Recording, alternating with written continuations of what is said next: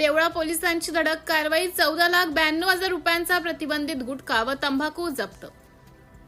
देवळा पोलिसांनी प्रतिबंधित तंबाखूजन्य पदार्थाच्या तस्करी विरोधात मोठी कारवाई करत 14,92,200 रुपयांचा मुद्देमाल जप्त केला आहे। या कारवाईत मारुती सुझुकी अर्टिका कारसह मोठ्या प्रमाणात पान मसाला, सुगंधित तंबाखू व गुटखा जप्त करण्यात आला असून दोघांविरुद्ध गुन्हा दाखल करण्यात आला आहे। पोलीस हवालदार शोभा खेरणार यांनी दिलेल्या फिर्यादीनुसार 8 जुलै रोजी रात्री आहेर वस्ती मळव्या विटेवाडी परिसरात संशयित अर्टिका वाहनासह तपासणी करण्यात आली। तपासणी दरम्यान राज्यात प्रतिबंधित असलेला केसरीपूर, विमल पान मसाला, खैनी व इतर तंबाखूजन्य पदार्थ मोठ्या प्रमाणात आढळून आले।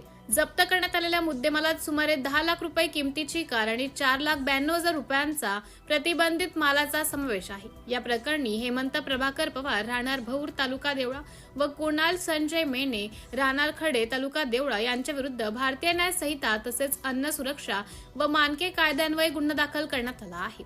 या प्रकरणाचा पुढील तपास GPSI देवरे करीत असून नागरिकांनी प्रतिबंधित तंबाखूजन्य पदार्थाची विक्री अथवा वाहतूक आढळल्यास तात्काळ पोलिसांना माहिती देण्याचं आवाहन देवळा पोलिसांनी केलं आहे।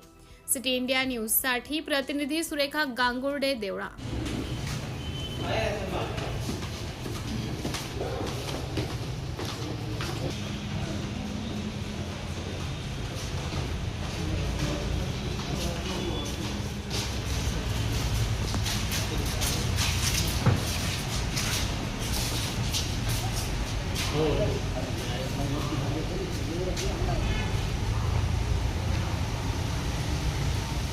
कुछ आना